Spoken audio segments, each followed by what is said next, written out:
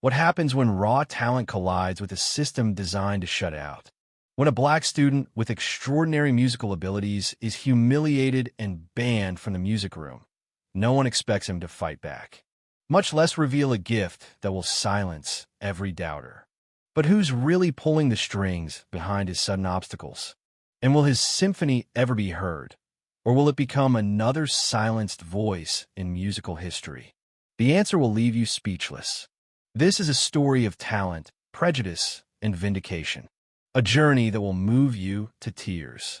Dear viewer, if you're watching this story for the first time, I humbly invite you to write the location from where you're watching. Please subscribe to the channel and press the bell icon so you don't miss any of my new daily stories. Thank you. And now let's dive into the full story. The Prelude. The polished wood floor of Belmont Academy's music hall gleamed under the low evening lights. Isaiah Carter's fingers hovered just inches above the Steinway grand piano, his breath held in anticipation. At 17, Isaiah was all lanky limbs and sharp focus, with deep-set eyes that held the weight of unspoken dreams. This wasn't his first time sneaking in after hours. It was the only time he could get his hands on an instrument that wasn't chipped, broken, or perpetually out of tune. The melody he played came from a place far beyond sheet music, something deep within him. It was complex and haunting, filling the empty space with a sound that was both sorrowful and soaring. Isaiah closed his eyes as the composition took shape beneath his fingers.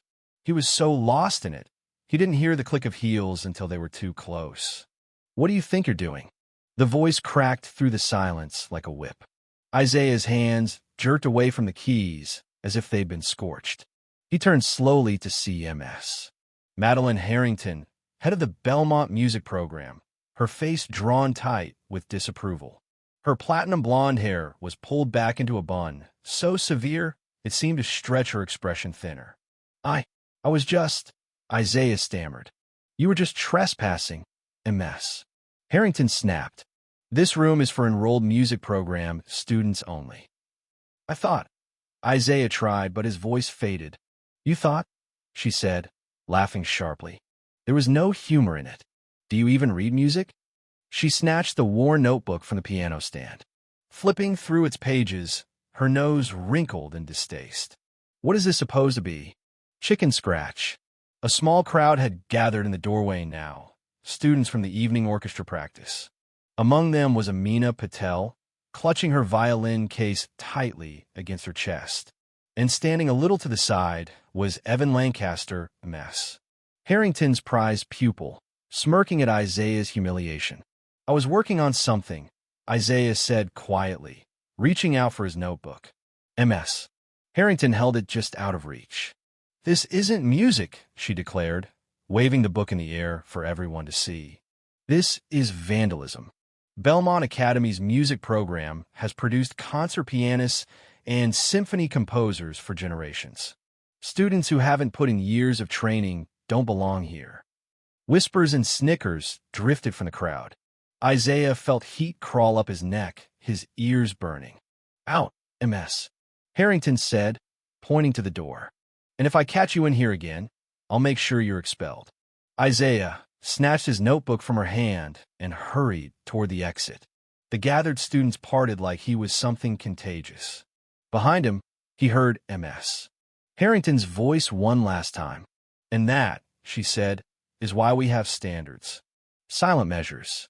Isaiah stood in the empty hallway for a long time, his notebook pressed tight against his chest. Across from him, the trophy case glinted under fluorescent lights, its shelves filled with awards and accolades he'd never be allowed to pursue. Not in Ms. Harrington's program. Not in her world. His apartment was quiet when he got home. His mom, exhausted from the late shift at the hospital, was already asleep. The familiar scent of her jerk chicken lingered in the air. She'd left him a plate in the microwave, just like always. He slipped into his room, barely big enough for a twin bed and a wobbly keyboard stand. The walls were covered in posters of composers, Mozart, Beethoven, and his personal hero, Florence Price, the first black woman to be recognized as a symphonic composer. Isaiah dropped his notebook on the desk and sank onto the bed. MS. Harrington's words still burned in his ears. This is not music. But when he put in his earbuds and listened to the recording he'd made earlier, he heard something different. He heard possibility. "You home?" His mom's voice called softly from the hall. "Yeah," Isaiah replied, pulling out his earbuds.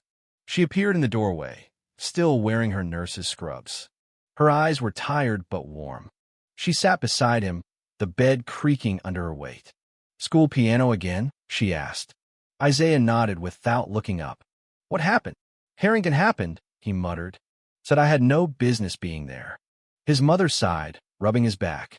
That woman couldn't recognize real talent if it sang in her ear. She picked up his notebook and flipped through it, scanning the pages filled with dense notation. "Your dad would be proud," she said. "He always said you had music in your soul." Isaiah smiled faintly. His father, a jazz saxophonist, had passed away when Isaiah was 8. But he had left behind a love of music and a few worn-out records that Isaiah still played on repeat. "You've got gifts," his mother continued. "Gifts that can't be taught, especially not by people like her." She tapped his notebook. "This is your voice, Zay. Don't let anyone silence it." She stood up, wincing slightly as she stretched. "Now, eat before that chicken dries out." "Ma," Isaiah called after her. "You think Dad would understand what I'm trying to do?" With the symphony, his mother smiled. A little sad, a little proud. "Baby, he'd have heard it in your first cry." The audition. The next morning, Isaiah stood outside the music department office, heart pounding. In his hand was a formal application to join Belmont's music program. Director Jameson had mentioned an opening last week in passing, and for a moment, Isaiah had allowed himself to hope. He adjusted his second-hand blazer, took a deep breath, and stepped inside. MS. Harrington was there, of course, glasses perched on her sharp nose.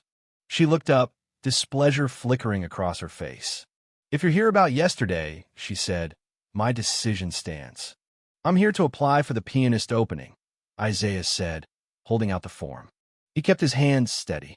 "You can't be serious, MS." Harrington replied. "I am," Isaiah said. "Director Jameson may have mentioned the vacancy," she said coolly, "but he's not aware of your limitations." Isaiah's jaw tightened. "I've been playing since I was 4. With a qualified instructor," she interrupted. "My dad taught me," Isaiah said. "After he passed, I taught myself." MS. Harrington made a sound of disdain. As I suspected, before she could say more, the door swung open. Amina Patel stepped inside, then paused when she saw them. "Sorry, I didn't mean to interrupt," she said. "Not at all, MS." Harrington said, her tone instantly honey-sweet. "Mr. Carter was just leaving. I'm still waiting for an answer about my application," Isaiah said. MS. Harrington's smile tightened. "Fine, you want a fair chance? Winter Showcase auditions are in 2 weeks. Standard requirements: a classical piece, an original composition, and sight reading." She slid a form across the desk. "But be warned, we maintain rigorous standards here." "Understand," Isaiah replied. "I doubt that, MS." Harrington said. "Now, Amina has legitimate business." As Isaiah turned to leave, nearly bumping into Amina, she gave him a small nod. "You're really applying?" she asked softly. "Trying to," Isaiah muttered. "I heard you playing," she said. "It was beautiful." He looked at her in surprise. "You thought so?" She smiled. "It was like nothing I've ever heard." The practice room. The East Wing practice room was nothing special. An old upright piano. No windows. But to Isaiah, it was a sanctuary. For days, he practiced there at lunch. Sometimes Amina joined him. She brought her violin, and together they worked on the second movement of his symphony. Her playing wove effortlessly through his melodies. Rumors started circulating about the mysterious music coming from the East Wing. One day, Isaiah found a note taped to the door. "Amateurs not welcome. Stick to your own kind." "It's Tyler," Amina said. "Ignore him." "It's not just him," Isaiah said. "Even if I ace the audition, they'll never accept me." "Then make them," Amina insisted. "Play so well they can't ignore you." The conductor. 3 days before the audition, Isaiah found his practice room ransacked. Sheet music everywhere. His notebook gone. All his compositions. His symphony. Years of work vanished. He told Ms. Harrington. She was unmoved. You use school facilities without permission, she said. You're lucky you're still allowed to audition. Isaiah sat on a fire escape that night, staring at the city. His mom found him there, wrapped a blanket around his shoulders, and reminded him of his father's story, playing on street corners until no one could ignore him. The music isn't in that notebook, she said. It's in here. She tapped his chest. No one can steal that. Rebirth. The next morning, Isaiah slipped into the auditorium. He found Dr. Ellis there, a renowned conductor visiting Belmont. I wouldn't do that if I were you, Dr. Ellis said. I'm not supposed to be here, Isaiah admitted. Lucky for you, Dr. Ellis replied. You're my guest. For hours, Isaiah played under Dr. Ellis's guidance, rebuilding his symphony from memory. 3 days of relentless work. You have something rare, Dr. Ellis said. I'll help you prepare. Amina brought her notes, fragments she'd scribbled while they practiced. With those, Isaiah reconstructed a 10-minute excerpt of Unheard Voices. The audition day, Isaiah was last to perform. Beethoven first, then his original composition.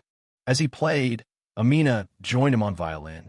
Their duet soared, blending classical structure with jazz harmonies, spirituals, and modern motifs. When they finished, silence fell. Then applause. A standing ovation. Ms. Harrington objected, until Tyler confessed to stealing the notebook at her request. Director Jameson offered Isaiah a choice: pianist or the school's first student composer in residence. The symphony unheard, now heard. 6 months later, Belmont's Spring Showcase premiered Isaiah's Unheard Voices, a symphony in 4 movements. Dr. Ellis conducted. Isaiah played the piano solo himself. As the final note faded, the audience erupted. His mother, still in her scrubs, stood applauding with tears in her eyes. After the performance, Ms. Harrington approached him.